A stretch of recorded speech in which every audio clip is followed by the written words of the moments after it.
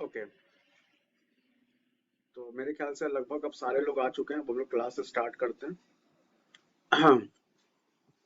तो आज का देखो टॉपिक है, this is about degrees of freedom. ठीक है, आज हम लोग को डिग्रीज ऑफ फ्रीडम के बारे में पढ़ना है।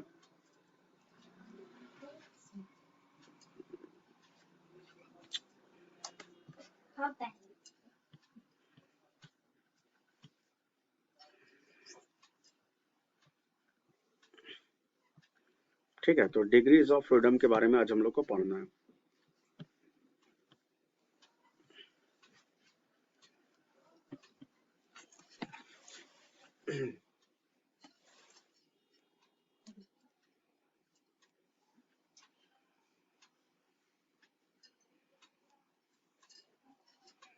एक बार इसको ट्राई करने देखो, आ रहा है कि नहीं। हेलो।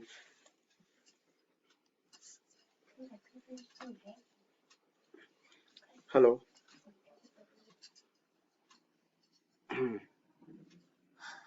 ठीक है, आवाज आ रही है मेरी? तो देखो आज का टॉपिक है डिग्रीज ऑफ फ्रीडम। एक मिनट।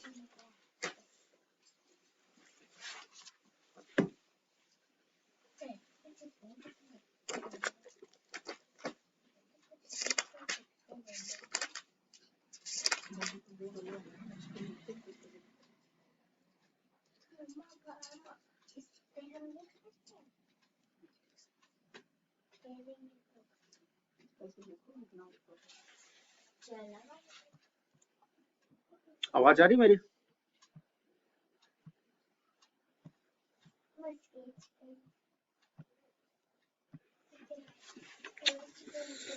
यार क्या हो रहा है?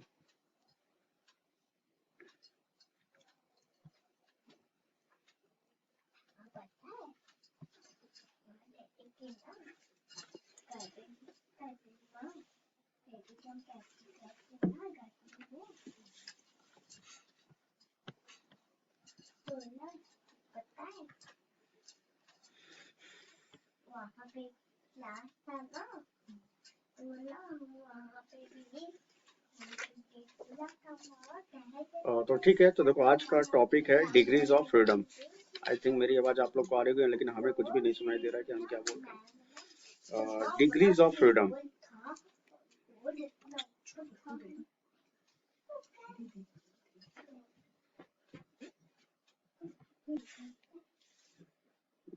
यार बीच में कोई ना कोई आता रहता है। हाँ ठीक है,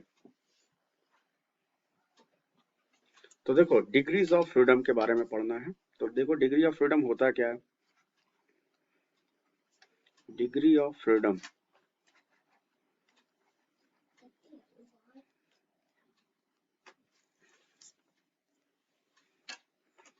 ठीक है। हाँ, तो देखिए, the degree of freedom of a dynamical system, the degree of freedom of a dynamical system.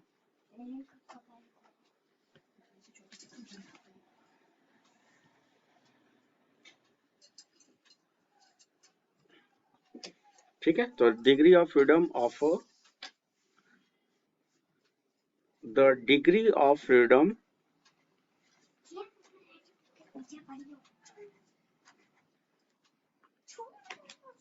of a dynamical system, of a dynamical system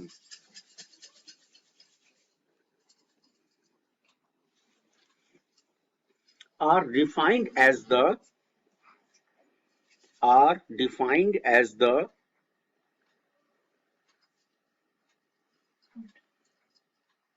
are defined as the total number of coordinates, are defined as the total number of coordinates,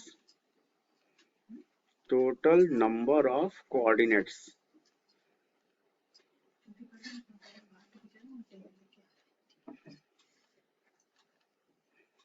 are defined as the total number of coordinates are independent quantities, are independent quantities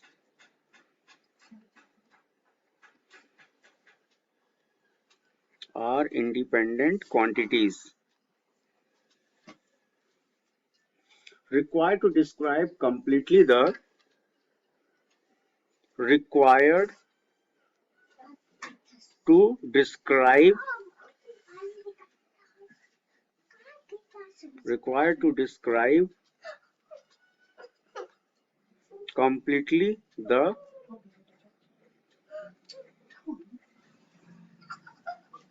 position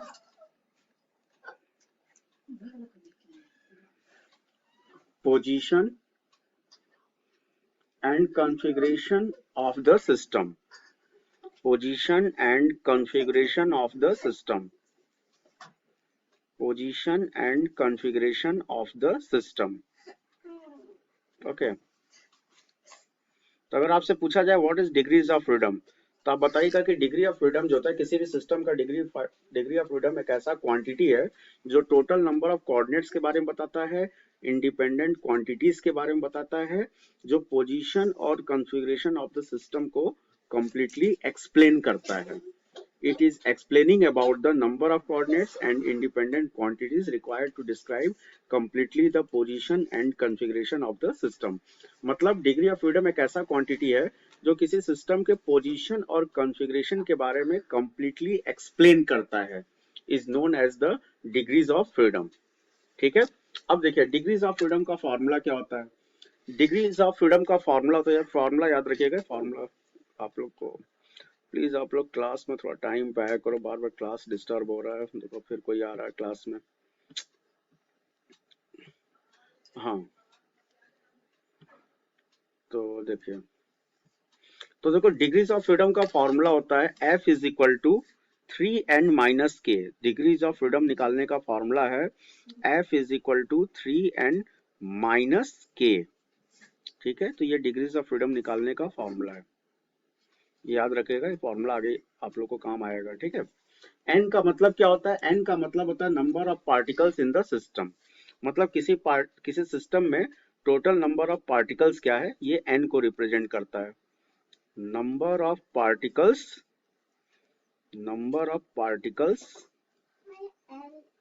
in the system. Number of particles in the system. Okay. और के का क्या मतलब होता है. Number of independent relation between the particles. के का मतलब होता है number of independent relation between the particles. Number of independent relation between the particles. Okay, between the particles. अब देखिए, number of independent relation between the particles. तो देखो अब डिग्री ऑफ फ्रीडम कैसे निकाला जाता है. किसी भी गैस का डिग्रीज ऑफ फ्रीडम कैसे निकालते हैं. जैसे आपको पता है, you know that there are 3 different type of gases. Mono atomic, di atomic और एक होता है ट्राई एटॉमिक ना. आप लोग शायद केमिस्ट्री में पढ़े होंगे. 3 तरह के गैसेस होते हैं. सबसे पहला होता है mono atomic gas. Mono atomic gas. तो देखो मोनो एटॉमिक गैस क्या होता है. The gas which has single atom. The gas which has single atom.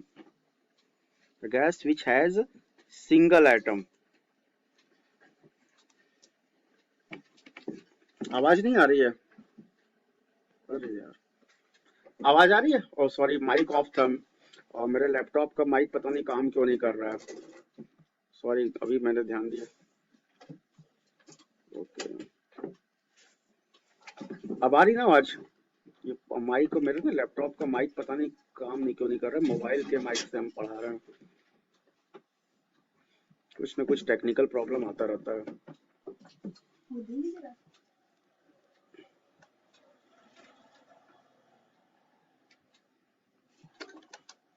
ठीक है, तो बेसिकली हम आप लोग को डिग्रीज ऑफ फ्रीडम के बारे में पढ़ा रहे थे कि डिग्री ऑफ फ्रीडम होता क्या है.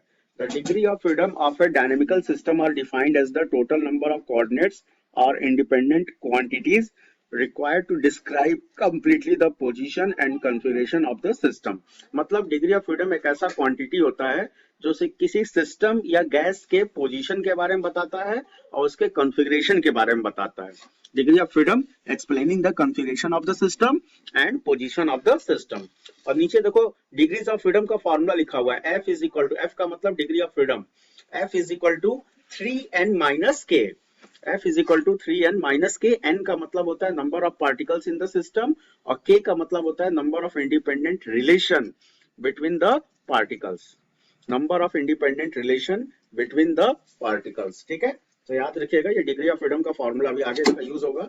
और देखो अलग अलग गैस का डिग्रीज ऑफ फ्रीडम अलग अलग होता है। You know that there are 3 different type of gases, mono atomic gas, die atomic gas and tri atomic gas. 3 तरह के गैस होते हैं ना, आप लोग केमिस्ट्री में पढ़े होंगे। तो जिसमें सबसे पहला है mono atomic gas. Mono atomic gas का मतलब क्या होता है? The gas which has single atom, the gas which has single atom, the gas which has single atom is called monoatomic gas। monoatomic gas का कोई एग्जांपल आप लोग बता सकते हो? monoatomic gas का कोई एग्जांपल आप लोग बता सकते हो? No example? यस, बिल्कुल सही, बिल्कुल सही। All noble gases, all noble gas, you know that helium, neon, argon, krypton, xenon and radon, इतने सारे नोबल गैस होते हैं ना। ठीक है, तो देखो, तो अब देखो, तो इन सारे गैस को क्या बोला जाता है? इन सारे गैस को ही बोला जाता है नोबल गैस। अब देखिए,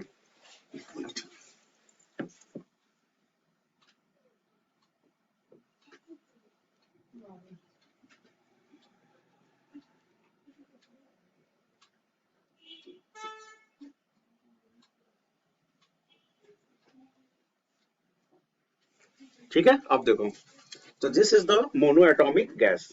तो मोनो एटॉमिक गैस में सिंगल एटम होता है ना, ये जितने भी गैसेस है सब में एक सिंगल एटम है। तो ये देखो, this is representing the single atom. तो अब जरा ये बताओ, अगर हमें इसका डिग्री ऑफ फ्रीडम निकालना है, मोनो एटॉमिक गैस का डिग्री ऑफ फ्रीडम निकालना है, तो कैसे निकालेंगे? तो फॉर्मूला पता है कि F इज इक्वल टू होता है 3n माइनस के होता है ना। तो बताओ मोनो एटॉमिक गैस में नंबर ऑफ पार्टिकल्स कितना है? मोनो एटॉमिक गैस में नंबर ऑफ पार्टिकल्स 1 है। अब बताओ ये जो पार्टिकल है, क्या इसका किसी दूसरे पार्टिकल के साथ कोई रिलेशन है? यहाँ पे ये जो आपको जो पार्टिकल या एटम जो दिया हुआ है, इसका कोई भी रिलेशन नहीं है, तो इसका मतलब नंबर ऑफ रिलेशन कितना हो गया? 0 हो गया ना। तो एक मिनट, फिर कोई एंट्री कर रहा है क्लास में। तो नंबर ऑफ इंडिपेंडेंट रिलेशन कितना है? 0। अब देखो, तो नंबर ऑफ इंडिपेंडेंट रिलेशन कितना है? 0। मतलब यहाँ पे k की वैल्यू क्या है? k की वैल्यू 0 है, k equal to 0। Value put कर दो, फॉर्मूले में रख दो, डिग्री ऑफ फ्रीडम आ जाएगा। और ये डिग्री ऑफ फ्रीडम किसका आएगा? मोनो एटॉमिक गैस का आएगा। ठीक है, तो therefore F is equal to हो जाएगा, बताओ n की जगह क्या पुट करेंगे? 1, और k की जगह क्या पुट करेंगे? 0। तो बताओ डिग्री ऑफ फ्रीडम कितना आ जाएगा? This is 3। तो मोनो एटॉमिक गैस के लिए डिग्री ऑफ फ्रीडम कितना होता है? 3 होता है। ठीक है, याद रखिएगा, ये बाद में काम आएगा। तो मोनो एटॉमिक गैस के लिए डिग्री ऑफ फ्रीडम 3 होता है। ठीक है, याद रखिएगा, अगर आपसे पूछा जाए कि मोनो एटॉमिक गैस का डिग्री ऑफ फ्रीडम कितना होता है? 3। तो मतलब ये हुआ कि ये जो मोनो एटॉमिक गैस है, इसमें एटम्स के कुल कितने पोजीशन पॉसिबल है? There are 3 different positions are possible in the mono atomic atom of the mono atomic gas ना। जैसे एग्जांपल के तौर पे मान लो ये एक्स एक्सिस है, और ये आपका क्या है? ये आपका वाई एक्सिस है, और बताओ ये आपका क्या है? जेड एक्सिस है। तो गैस का जो एटम जो है वो तीनों एक्सिस पे वाइब्रेट कर रहा है। जो गैस का जो एटम जो है वो तीनों एक्सिस पे वाइब्रेट कर रहा है, along X axis, along Y axis and along Z axis. F is equal to 3 का F इज इक्वल टू 3 का क्या मतलब हुआ? F इज इक्वल टू 3 का मतलब ये हुआ कि atoms are vibrating in 3 different axis. Okay, तो याद रखिएगा, यही आपका है डिग्री ऑफ फ्रीडम। अब देखो दूसरा आपका आता है di atomic gas. Die atomic gas, अब देखो डाई एटॉमिक गैस क्या होता है? देखो नाम से ही पता चल रहा है, डाई एटॉमिक का मतलब कि 2 एटम्स। ऐसा गैस जिसमें टोटल नंबर ऑफ एटम्स कितने हैं, 2। नंबर ऑफ एटम्स कितने हैं, 2। ठीक है, तो उसको क्या बोलते हैं, डाई एटॉमिक गैस बोला जाता है। तो बताओ इसके लिए n की वैल्यू कितनी है, n की वैल्यू है 2। और जैसे एग्जांपल के तौर पे कोई आप लोग डाई एटॉमिक गैस का एग्जांपल बता सकते हो, एनी एग्जांपल डाई? यस बिल्कुल सही, O2 या H2, N2 ना, ये जितने भी सारे गैसेस हैं ये सारे के सारे क्या हैं, डाई एटॉमिक गैस है ना, दो एटम है ना, दो एटम अगर है तो क्या बोलेंगे, डाई एटॉमिक। तो जैसे अब ये बताओ, जैसे सपोज मान लो हम ले रहे हैं O2, ये पहला एटम हो गया और ये दूसरा एटम हो गया। तो बताओ इसमें टोटल नंबर ऑफ एटम्स कितने हैं, दो हैं। तो मतलब n की वैल्यू क्या लेंगे, n की वैल्यू 2 लेंगे। अब बताओ दोनों एटम के बीच में इंडिपेंडेंट रिलेशंस कितने हैं, कोई बता सकता है? यस बिल्कुल सही, k इज इक्वल टू 1। तो आप क्या करिएगा कि यहाँ पे k इज इक्वल टू 1 रख दीजिएगा, ठीक है। तो फॉर्मूला पुट करो, आपको फॉर्मूला पता है, F इज इक्वल टू होता है 3n माइनस k होता है ना। तो बताओ दिस इज 3 इंटू 2 माइनस 1। तो बताओ 6 माइनस 1 करेंगे तो डाई एटॉमिक गैस का डिग्री ऑफ फ्रीडम कितना आएगा, डाई एटॉमिक गैस का डिग्री ऑफ फ्रीडम 5 आएगा ना। तो this is the degree of freedom of the di atomic gas. तो ये डाई एटॉमिक गैस का डिग्री ऑफ फ्रीडम है। It means that there are 5 different motions of a atom is possible in 3 different axis, X axis, Y axis और Z axis पे कुल कितने type के motions हो रहे हैं, there are 5 different type of motion. मतलब वाइब्रेशनल मोशन भी हो रहा है, ट्रांजिशनल मोशन भी हो रहा है और रोटेशनल मोशन भी हो रहा है। और तीनों मोशन को मिला करके 5 तरह के मोशंस हो रहे हैं in case of di atomic gases. आगे समझ में? तो अगर आपसे पूछा जाए कि डाई एटॉमिक गैस का डिग्री ऑफ फ्रीडम कितना होता है तो आप बताइएगा 5। और अगर मान लीजिए पूछ दिया गया कैसे निकाला गया, तो आप फॉर्मूला बता दीजिएगा, फॉर्मूले में वैल्यू पुट कर दीजिएगा, F इज इक्वल टू 5 आ जाएगा। ठीक है, तो आई थिंक सबको समझ में आ गया होगा। तीसरा देखो, तीसरा आपका है ट्राई एटॉमिक गैस। तीसरा आपका है try atomic gas, try atomic gases. Okay, तो देखो ट्राई एटॉमिक गैस का मतलब कोई बता सकता है, how many atoms, how many atoms? या बिल्कुल सही, बिल्कुल सही, 3 डिफरेंट एटम। कोई एग्जांपल आप लोग बता सकते हो ट्राई एटॉमिक गैस का? यस, O3, यस बिल्कुल सही। और O3 के अलावा और कोई? H2O, हाँ बिल्कुल सही। और CO2, CO2 भी तो होता है ना। There are 3 atoms, 3 same or different atoms, then it is known as triatomic gas. तो इसका एग्जांपल जैसा आप लोगों ने बताया, CO2 गैस हो गया, H2O हो गया या O3 हो गया ना। CO2 और क्या हो गया, O3 और या तो H2O। और भी बहुत सारी गैस हैं, there are different different type of gases. तो ये सारे के सारे क्या होते हैं, ट्राई एटॉमिक, मतलब इसमें टोटल 3 एटम्स हैं। और देखो 3, अब इसमें भी 2 कंडीशन है। अगर मान लो कि this is the linear molecule, अगर मान लो आपसे बोल दिया जाए कि फॉर लीनियर मॉलिक्यूल, तो आप लोग कोई एग्जांपल बता सकते हो ट्राई एटॉमिक गैस का जिसमें लीनियर मॉलिक्यूल होता है? कोई एग्जांपल आप लोग बता सकते हो जिसमें ट्राई एटॉमिक गैस का जिसमें मतलब लीनियर मॉलिक्यूल्स होता है, मतलब तीनों मॉलिक्यूल एक ही एक्सिस पे होते हैं? Can you tell me? हाँ नहीं पता आप? अरे आप लोग केमिस्ट्री में पढ़ोगे भाई, केमिकल बॉन्डिंग पढ़े हो कि नहीं? तो केमिकल बॉन्डिंग में आप लोग को पढ़ाया गया होगा कि जैसे 3 एटम अगर एक ही एक्सिस पे है, एग्जाम्पल के तौर पे CO2, CO2 का स्ट्रक्चर आप लोग को पता है कि नहीं? CO2 कैसा मॉलिक्यूल है, लीनियर मॉलिक्यूल है ना। CO2 is a linear molecule.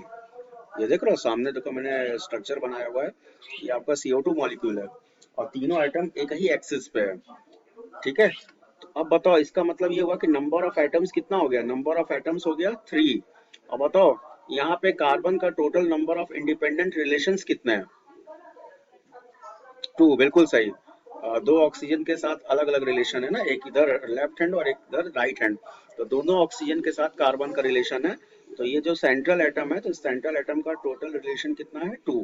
के इज इक्वल टू 2 रख देंगे। अब तुम्हें फॉर्मूला पता है, डिग्री ऑफ फ्रीडम का फॉर्मूला क्या होता है, F is equal to 3n minus K होता है ना। तो फॉर्मूले में पुट कर दो तो डिग्री ऑफ फ्रीडम आ जाएगा बताओ यहाँ पे n की जगह क्या पुट करेंगे 3 और k की जगह क्या पुट करेंगे 2। तो बताओ डिग्री ऑफ फ्रीडम कितना आ जाएगा, आई थिंक दिस इज 7। तो ये आपका आ गया degree of freedom and this is 7। ठीक है, तो यही आप लोग को निकालना था। आई थिंक सबको समझ में आ गया होगा। डिग्री ऑफ फ्रीडम अगर पूछा जाएगा ट्राई एटॉमिक गैस का, तो लीनियर मॉलिक्यूल के लिए अगर पूछा जाएगा तो बता दीजिएगा F इज इक्वल टू 7। ठीक है, लेकिन देखो ट्राई एटॉमिक में नॉन लीनियर मॉलिक्यूल्स भी आता है, नॉन लीनियर मॉलिक्यूल। तो सपोज अगर नॉन लीनियर मॉलिक्यूल्स अगर दिया हुआ है तो बताओ नॉन लीनियर मॉलिक्यूल्स का कोई एग्जांपल आप लोग बता सकते हो, example of non linear molecules, any example, can you tell me. आप लोग केमिस्ट्री में पढ़े होंगे, बताइए, कुछ तो पता ही होगा आप। H2O, हाँ बिल्कुल सही। O3 भी तो होता है ना। हाँ, but CH4 has 5 atoms. CH4 में 5 एटम्स होते हैं ना। तो H2O आप बता सकते हो, H2O करेक्ट है। You know that this is the structure of H2O molecules ना। H2O का स्ट्रक्चर कुछ इस तरह का होता है। ठीक है, तो ये ऑक्सीजन है और ये ऑक्सीजन इस हाइड्रोजन के साथ नहीं सॉरी, कुछ स्ट्रक्चर गलत हो रहा है इसका। तो यहाँ पे ऑक्सीजन, एक हाइड्रोजन होता है और 2 ऑक्सीजन होते हैं ना, सॉरी 2 हाइड्रोजन है ना, 2 हाइड्रोजन है और एक ऑक्सीजन है। तो बताओ एक इस वाले हाइड्रोजन के साथ बॉन्ड बना रहा है और एक इस वाले हाइड्रोजन के साथ बॉन्ड बना रहा है। तो अब बताओ यहाँ पे ऑक्सीजन का टोटल नंबर ऑफ एटम्स कितना है, टोटल नंबर ऑफ एटम्स आपका है 3। और बताओ नंबर ऑफ रिलेशंस कितने हैं। तो H2O के बीच में अगर देखा जाए तो ये देखो, ये यहाँ पे जो है ये हाइड्रोजन, कुछ देखो यहाँ पे हमसे बॉन्ड थोड़ा गड़बड़ बन रहा है, आप लोग देख लीजिएगा, इसका स्ट्रक्चर कुछ इस तरह का होता है। ये दोनों हाइड्रोजन के बीच में सिंगल बॉन्ड है और ये ऑक्सीजन के साथ ये कोऑर्डिनेट बॉन्ड बना रहा है ना, ये ऑक्सीजन के साथ ये कोऑर्डिनेट बॉन्ड बना रहा है। तो नंबर ऑफ रिलेशंस कितने हो गए, नंबर ऑफ रिलेशंस यहाँ पे तीनों एटम के बीच में रिलेशन है ना, तो तीनों एटम के बीच में रिलेशन है तो K इज इक्वल टू 3 लेंगे। ठीक है, तो K इज इक्वल टू 3। अब फॉर्मूले में पुट कर दो, डिग्री ऑफ फ्रीडम का फॉर्मूला आप लोग को पता है, डिग्री ऑफ फ्रीडम का फॉर्मूला क्या होता है 3n माइनस के होता है। वैल्यू पुट कर दो 3 इंटू 3 माइनस 3। तो बताओ H2O मॉलिक्यूल्स का डिग्री ऑफ फ्रीडम कितना आ गया, दिस इज 6 ना, दिस इज 6। तो H2O मॉलिक्यूल्स या नॉन लीनियर मॉलिक्यूल्स का डिग्री ऑफ फ्रीडम 6 होता है। तो ट्राई एटॉमिक में 7 भी हो सकता है 6 भी हो सकता है, नॉन लीनियर मॉलिक्यूल है तो 6 होगा और लीनियर मॉलिक्यूल्स अगर है तो 7 होगा। ठीक है, तो आई थिंक ये सबको समझ में आ गया होगा कि डिग्री ऑफ फ्रीडम कैसे निकालते हैं। ठीक है, आगे बढ़ा जाए, आगे बढ़ते हैं। ठीक है, I think degree of freedom सबको समझ में आ गया होगा ना। डिग्री ऑफ फ्रीडम का फॉर्मूला याद रखिएगा, सारे गैस का डिग्री ऑफ फ्रीडम निकल जाएगा। 3 तरह के गैस होते हैं, मोनो एटॉमिक, डाई एटॉमिक और एक ट्राई एटॉमिक। अब देखो अगला टॉपिक है laws of equipartition of energy. देखो ये भी टॉपिक बहुत इंपॉर्टेंट है, आपसे एग्जाम में इसका डेफिनेशन पूछा जाता है कि what is the equi partition of energy. ठीक है, तो आपसे एग्जाम में इसका डेफिनेशन पूछा जा सकता है। तो देखो एक मिनट, हाँ तो देखो अगला टॉपिक है, next topic is about laws of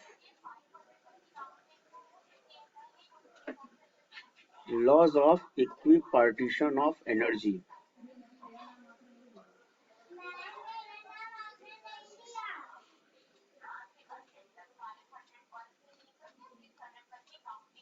laws of equipartition of energy. ठीक है, तो देखो ये अगला टॉपिक है, आप लोग से एग्जाम में इसका डेफिनेशन पूछा जा सकता है। तो देखो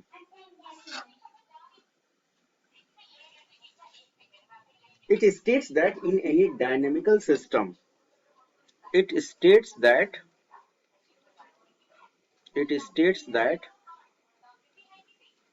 in dynamical system, in dynamical system, in dynamical system, in thermal equilibrium, in thermal equilibrium, याद रखिएगा। ये डेफिनेशन जो हम बता रहे हैं बहुत ही ध्यान से आप लोग सुनिएगा, एग्जाम में आता ही है। It states that in dynamical system in thermal equilibrium, the energy is equally distributed. The energy is equally distributed. The energy is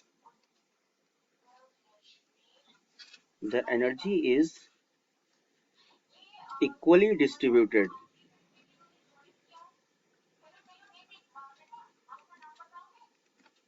Energy is equally distributed amongst its various degrees of freedom.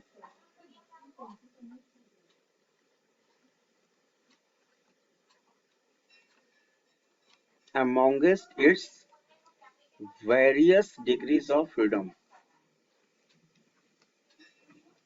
Amongst its various degrees of freedom.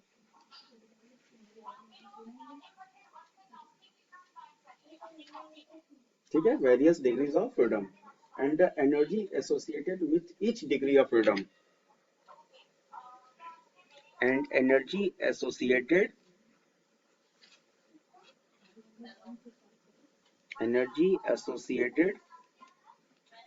with each degree of freedom. ठीक है, आप लोग इसको note करना चाहो तो note कर सकते हो, लेकिन ये मैंने उस पे पोस्ट कर दिया है गूगल क्लासरूम पे, आप लोग जाके देख लीजिएगा, वहां पे सारा चीज आप लोग को मिल जाएगा। ठीक है, आप लोग उसको अपने कॉपी में आप लोग नोट कर लीजिएगा।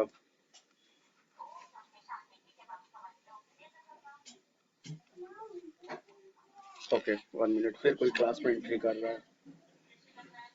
लास्ट के 5 मिनट में एंट्री करके क्या फायदा होगा।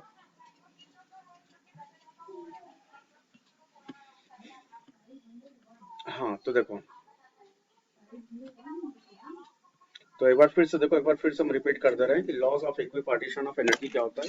It states that in dynamical system in thermal equilibrium the energy is equally distributed among its various degrees of freedom. जैसे देखो, अगर मान लो 3 डिफरेंट एक्सिस अगर है, तो इस लॉज के अकॉर्डिंग एनर्जी जो होता है वो तीनों एक्सिस पे इक्वली डिस्ट्रीब्यूट होता है। Energy is equally distributed in all different axis of a degree of freedom. जैसे अगर मान लो 3 एक्सिस है तो एनर्जी तीनों एक्सिस पे डिस्ट्रीब्यूट होगा, आया समझ में। और अगर मान लो केवल एक एक्सिस है तो एनर्जी केवल एक ही एक्सिस पे डिस्ट्रीब्यूट होगा। 2 एक्सिस है तो एनर्जी 2 एक्सिस पे डिस्ट्रीब्यूट होगा। तो ये डिपेंड करता है, it's depend upon the degrees of freedom, it's depend upon the axis. जितने ज्यादा एक्सिस होंगे उतने ही एनर्जी क्या होगा, डिस्ट्रीब्यूट होगा। आगे समझ में। तो देखिए, तो देखो इंटरनल एनर्जी का जैसे एक फॉर्मूला होता है, इंटरनल एनर्जी का फॉर्मूला मैंने आप लोग को पिछले क्लास में पढ़ाया था।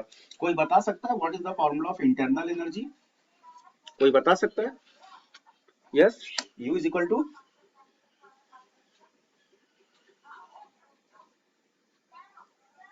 NCV delta T. ओके, और टेम्परेचर के टर्म में क्या होता है? जब हम लोगों ने काइनेटिक थ्योरी में पढ़ा था, काइनेटिक थ्योरी में शायद हम लोग इंटरनल एनर्जी का फॉर्मूला पढ़े थे ना, अभी कल ही हम लोग पढ़ रहे थे। You know that half K into T होता है ना, या हाफ R इंटू टी होता है। क्यों? कल हम लोगों ने पढ़ा था ना काइनेटिक इंटरप्रिटेशन ऑफ टेम्परेचर, तो उसमें जो आपको जो काइनेटिक एनर्जी जो पढ़ाया गया था वही क्या है, वही आपका इंटरनल एनर्जी है। तो अब जैसे अगर मान लो कि मोनो एटॉमिक गैस है, तो बताओ फॉर मोनो एटॉमिक गैस, तो मोनो एटॉमिक गैस के लिए, मोनो एटॉमिक गैस के लिए क्या करेंगे, 3 से मल्टीप्लाई कर देंगे, क्योंकि U इज इक्वल टू होता है half F K T. U is equal to half F K T. और मोनो एटॉमिक गैस के लिए डिग्री ऑफ फ्रीडम F कितना होता है, F इज इक्वल टू 3 होता है ना, अभी मैंने बताया आप लोग को F इज इक्वल टू 3 होता है। तो बताओ U इज इक्वल टू क्या हो जाएगा, 3/2 kT। तो बताओ total internal energy of the system कितना होता है, 3/2 kT for mono atomic gas ना। ठीक है, अब देखिए, तो बताओ 3/2 kT, this is the total internal energy of a mono atomic gas. अब अगर मान लो 3 अलग अलग एक्सिस हम ले रहे हैं, ठीक है, जैसे सपोज मान लो कि ये एक्स एक्सिस है, ये मान लो ये आपका वाई एक्सिस है, और सपोज मान लो ये आपका जेड एक्सिस है। There are 3 different axis. ठीक है, तो ये आपका है एक्स एक्सिस, ये वाला है वाई एक्सिस, और ये वाला है जेड एक्सिस। तो बताओ 3/2 kT को अगर हम इक्वली डिस्ट्रीब्यूट करेंगे तो बताओ U किसके इक्वल होगा, U इज इक्वल टू हो जाएगा half KT plus half KT और प्लस क्या होगा, हाफ के टी। तो इसको 3 इक्वल पार्ट में आपको डिवाइड करना होगा ना। तो अलोंग एक्स एक्सिस कितना होगा, हाफ के टी। और बताओ along Y axis internal energy कितना होगा, हाफ के टी। और बताओ along Z axis internal energy कितना होगा, दिस इज हाफ के T. So it means that internal energy is equally distributed in the all different axes। और आपसे अगर पूछा जाएगा कि बताइए how much internal energy in different axis, तो आप बताइएगा हाफ के इंटू टी। के का मतलब है बोल्ट्जमैन कांस्टेंट और टी का मतलब है टेम्परेचर। आगे समझ में, laws of equipartition of energy. According to this laws the internal energy is equally distributed in all different axes। and how much, this is half k into t। I think सबको समझ में आ गया होगा, ठीक है। कोई doubt, any question? Laws of equipartition of energy सबको समझ में आ गया। देखो laws of equipartition of energy जो है ये एनर्जी कंजर्वेशन को फॉलो कर रहा है। It follows the energy conservation rule. Energy conservation rules आप लोगों को पता है ना, कि energy neither lost nor created, it always change one form to the another form. तो सेम इसी तरह से इंटरनल एनर्जी भी होता है। इंटरनल एनर्जी कभी भी किसी भी सिस्टम का लॉस नहीं होता है, वो अलग अलग एक्सिस पे इंटरनल एनर्जी क्या होगा, डिस्ट्रीब्यूट होगा और सेम अमाउंट में डिस्ट्रीब्यूट होगा, हाफ के टी और हाफ के T for a monoatomic gas. Okay, I think laws of equipartition of energy सबको समझ में आ गया। तो अभी तक मैंने आप लोग को दो टॉपिक पढ़ाया है, डिग्री ऑफ फ्रीडम और दूसरा laws of equipartition of energy. ये दोनों टॉपिक आप लोग को गूगल क्लासरूम पे मिल जाएगा, आप लोग उसको नोट कर लीजिएगा, ठीक है।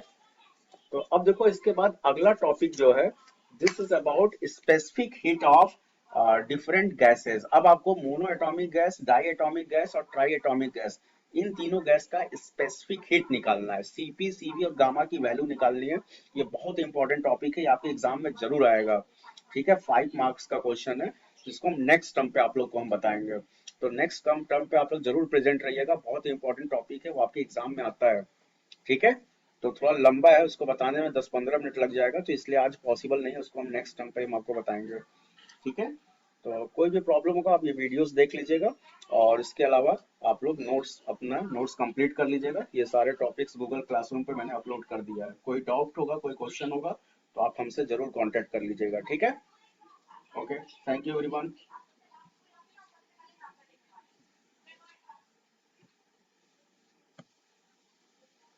जय हिंद, जय हिंद।